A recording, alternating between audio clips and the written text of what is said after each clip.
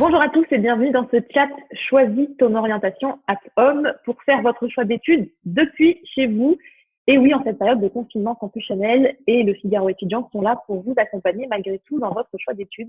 Pour cette toute première vidéo, j'ai le plaisir de recevoir Laure Perche, conseillère Ton Avenir à Toulouse. Et d'ailleurs, c'est là que vous trouvez actuellement Laure, n'est-ce pas?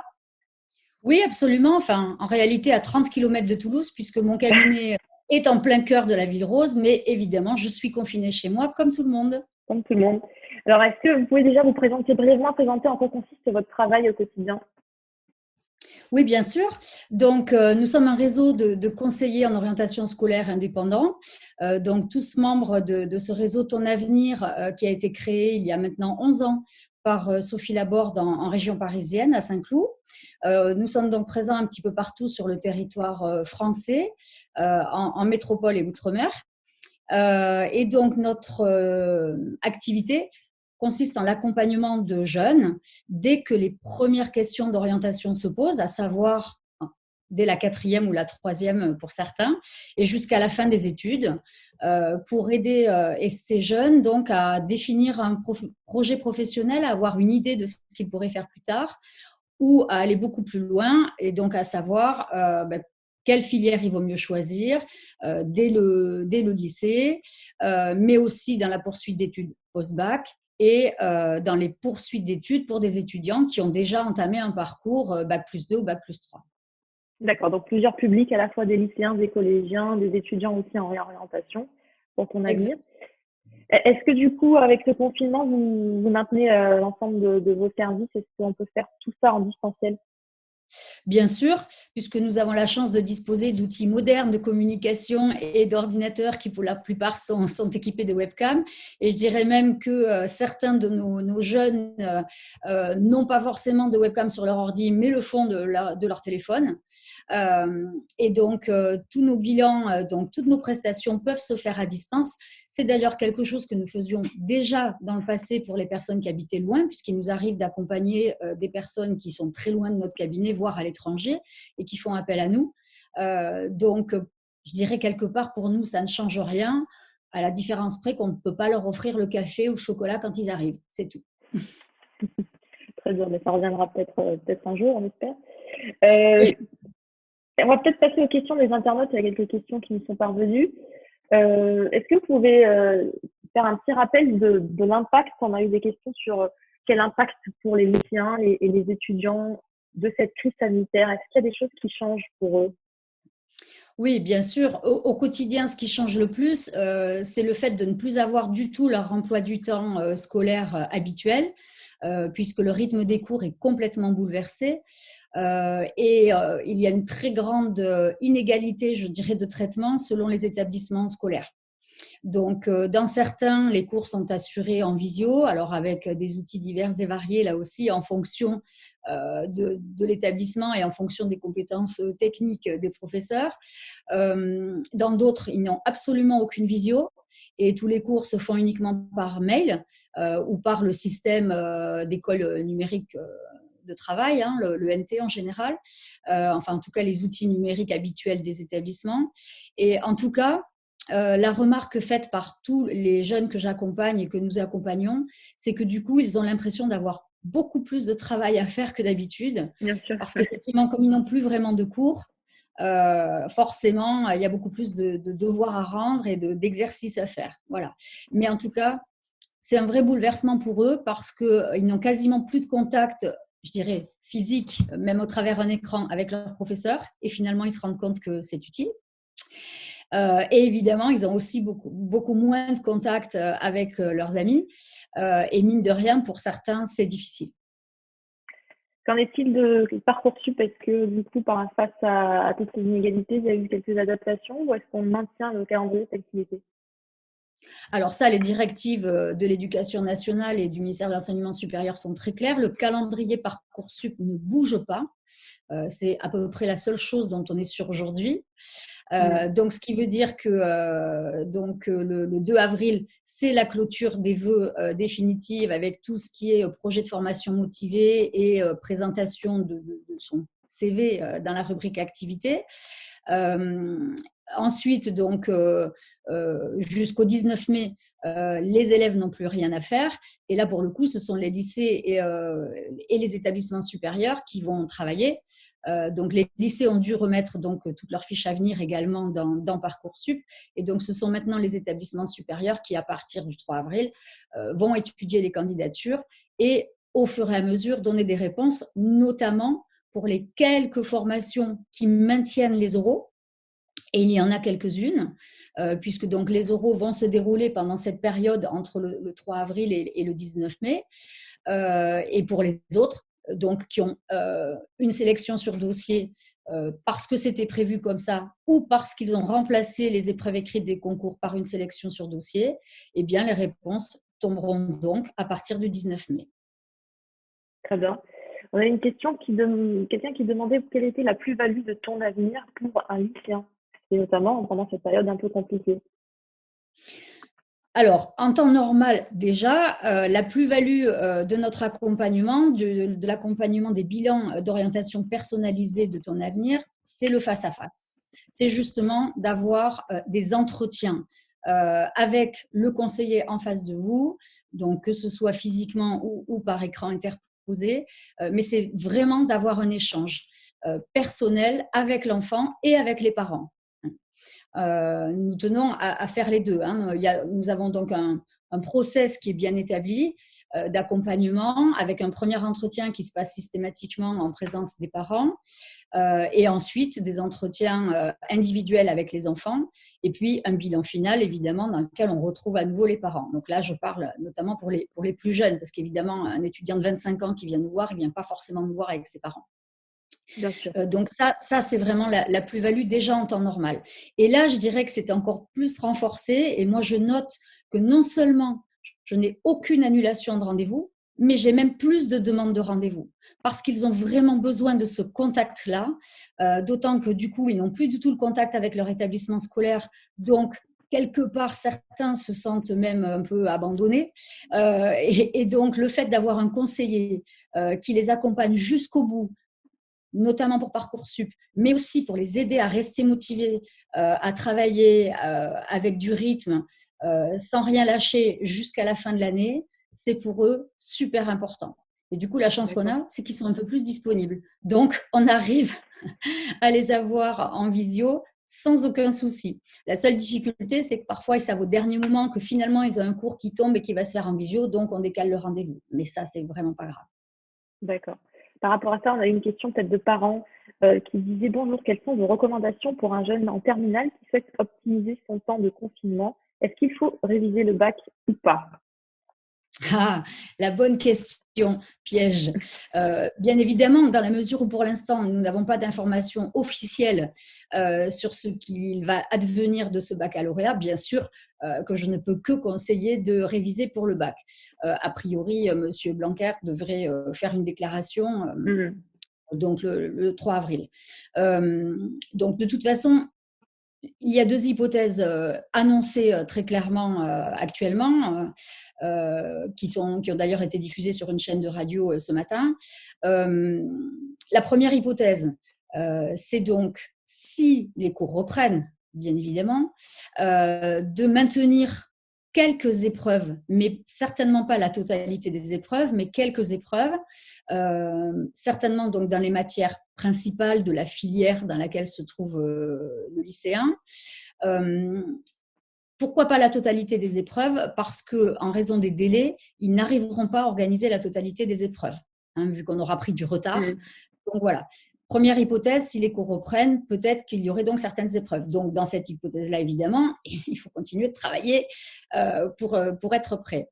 Deuxième hypothèse, les cours ne reprennent pas, ou alors ils estiment que même s'ils ont repris, c'est impossible de faire plancher les élèves sur des sessions habituelles. Et donc, on passe en une validation du bac en contrôle continu, c'est-à-dire sur les bulletins scolaires et sur tous les devoirs qui auront été rendus depuis le début de l'année. Dans cette hypothèse-là, il est tout de même envisagé qu'il y ait des oraux de rattrapage. Donc, quoi qu'il arrive, il faut évidemment que les élèves soient prêts, travaillent jusqu'au bout. Moi, j'ai eu hier justement une élève qui était totalement désespérée parce qu'en plus, elle n'avait même pas les codes pour se connecter sur le système de son lycée. Donc, ça faisait 15 jours qu'elle n'avait absolument plus de cours.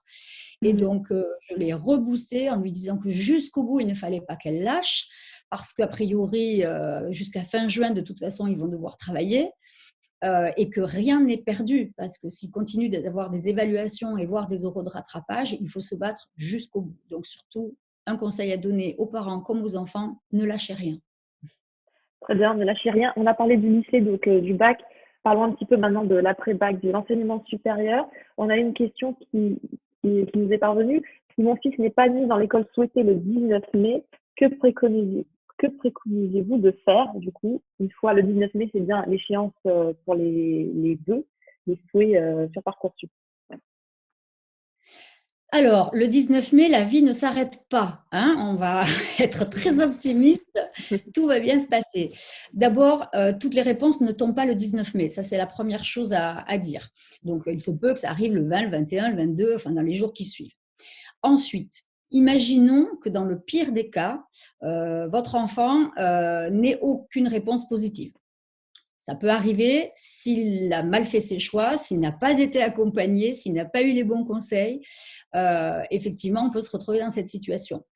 Heureusement, l'éducation nationale a prévu une solution de recours, enfin en tout cas une deuxième phase dans Parcoursup qui s'appelle la procédure complémentaire, qui ouvrira dans le courant du mois de juin.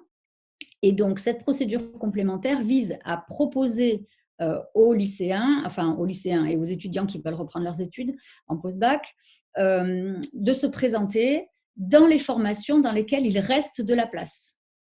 Donc ça, c'est chaque établissement d'enseignement supérieur qui décide d'ouvrir la procédure complémentaire ou pas en fonction des places qui lui restent. Et donc, ces places vont être publiées sur Parcoursup et les candidats peuvent refaire une série de 10 vœux et de 20 sous-vœux différents de la première série de vœux qu'ils auront faite. Donc, ça leur donne en quelque sorte une deuxième chance de postuler et d'être pris quelque part. Et puis enfin, il reste une troisième étape pour ceux qui, même à l'issue de la procédure complémentaire, n'auraient rien obtenu. Il y a une commission effectivement qui se réunit et qui, dans ces cas-là, essaye de proposer aux jeunes des places restantes dans les formations les plus proches de celles qu'il a demandées. C'est la raison pour laquelle la rubrique préférence est intéressante à compléter dans Parcoursup, parce que ça donne une idée à la commission de ce que voulait vraiment le jeune en priorité. D'accord. Vous, à ton avenir, vous accompagnez l'étudiant, l'élève, du coup, dans toutes ces étapes-là, même après le 19 mai aussi? Bien sûr, bien sûr. Et on l'accompagne de la même façon. C'est-à-dire que, bon, soit on le connaît déjà, et auquel cas, on sait exactement quel est son profil et on va pouvoir l'aider à cibler très, très vite les formations en question, soit on ne le connaît pas et on va bien sûr passer par un entretien approfondi pour comprendre quand même qui il est, quels sont ses besoins et ses attentes. Et on va de toute façon faire ce travail avec lui d'accompagnement qui consiste déjà, à sélectionner les formations, 2, l'aider à rédiger ses projets de formation motivés et toute la partie activité professionnelle, ouverture culturelle, sportive, engagement citoyen, etc. Et 3, l'aider à se préparer aussi aux entretiens de motivation s'il doit avoir des entretiens. Alors justement, les entretiens de motivation, parlons-en. On a une question par rapport à ça. Certaines écoles proposent de passer des oraux en visio, donc comme on est en train de le faire en ce moment. Et quels sont vos conseils pour réussir? Du coup, Laure, est-ce qu'il y a des petits conseils à donner à ceux qui vont regarder cette Oui. vidéo et qui sont stressés par ce format qui est un peu particulier dont ils n'ont pas l'habitude? Bien sûr. Alors, le premier conseil, c'est que ce n'est pas parce qu'on fait sa vidéo, son entretien chez soi, qu'on doit le faire en pyjama, dans sa chambre devant un lit pafé et avec du bazar partout. Ou dans la cuisine avec les parents qui préparent le repas à côté. Donc, il faut se mettre dans la situation où on est vraiment dans un contexte professionnel, hein. C'est-à-dire que je m'habille comme si j'allais passer l'entretien physiquement. Je fais attention à l'environnement autour de moi, hein, qu'il n'y ait pas de tas de choses parasites, ni bruit, ni visuellement, enfin ni d'un point de vue auditif, ni d'un point de vue visuel. Euh, et, euh, et je pense aussi à ma posture, hein, et à mon langage non verbal, hein. C'est-à-dire que je ne m'agite pas dans tous les sens, je parle de manière claire et posée, je regarde la caméra en face parce que je regarde vraiment la personne à laquelle je m'adresse, exactement comme si j'étais physiquement. J'ai fait d'ailleurs hier après-midi deux préparations aux entretiens pour des jeunes qui veulent rentrer en école d'ingénieur, qui postulent dans des écoles dans lesquelles les oraux sont maintenus. Donc, je précise que certaines écoles les maintiennent, hein. Et effectivement, les conseils que j'ai donnés à ce jeune-là notamment, c'était ça. C'est que derrière lui, il y avait des étagères avec plein de choses partout et franchement, c'était gênant visuellement. Il avait un sweat à capuche, donc je lui ai dit évidemment, le jour de l'entretien, tu ne mets pas de sweat à capuche. Il s'agitait dans tous les sens au démarrage, donc j'ai dit arrête parce que là, tu vas donner envie de vomir à ton examinateur. Voilà, donc on travaille tout ça, évidemment, dans la préparation aux entretiens, exactement comme on le ferait physiquement. Mais je dirais que là, c'est encore plus sensible parce que comme notre attention est focalisée sur l'écran, le jeune doit peut-être encore plus, la personne doit encore plus rester calme, posée et sereine. Voilà, parce que c'est encore plus perturbant. Donc là, vous, en tant que conseillère pour l'avenir, vous les entraînez aussi à ce type d'exercice? Bien sûr, on le fait déjà hors confinement et on continue. Moi, j'ai des rendez-vous tous les jours de préparation aux entretiens. Bien sûr. Très bien. Alors peut-être pour terminer, nous expliquer un peu comment on vous contacte, comment on contacte Ton Avenir et comment on adhère aux formules, aux différentes formules. Alors, c'est très simple. Nous avons un site web www.tonavenir.net sur lequel, d'une part, toutes les prestations sont présentées de manière détaillée et avec les tarifs qui sont exactement les mêmes, quel que soit le conseiller que vous contactez. Et ensuite, vous avez une rubrique « Chercher un conseiller ». Et vous avez les petits bonhommes qui représentent les conseillers dans toute la France, qui reprennent le visuel du logo. Et vous cliquez sur le conseiller, soit le plus proche de chez vous, soit sur un autre si vous avez envie de travailler avec un autre, parce qu'en l'occurrence, là, vous ne vous déplacez plus. Mais bon, voilà, chaque région, grosso modo, a un ou plusieurs conseillers. Vous avez ses coordonnées. Et vous pouvez donc soit lui envoyer un mail directement via le site web, soit le contacter directement par téléphone, parce qu'en général, toutes nos coordonnées sont indiquées pour chacun d'entre nous sur le site.